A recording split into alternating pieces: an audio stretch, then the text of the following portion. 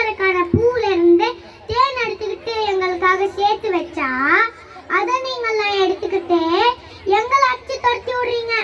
Light கூட ஒருத்த ஒழிக்கிறத இன்னொருத்த சுடன்றதே உலக வழக்கம் தானே அப்படின்னு நினைச்சுக்கிட்டு பூல இருந்து தேன் எடுத்துக்கிட்டு வீட்டுக்கு திரும்பலான்னு பார்த்தா அமின்சியா பேஷண்ட் கணக்கா வீட்டுக்கு எப்படி போனே மறந்து போடுது.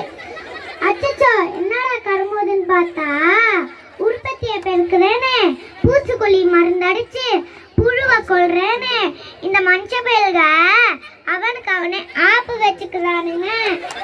ஒரு பூல இருந்து இன்னொரு பூவுக்கு மகரந்தத்தை கொண்டு போய் தாவரங்களை பெருக்கி இந்த மனுஷங்களுக்கு 80% உணவு தேவைக்கு இந்த தேனியான நாங்க தான் தேவை.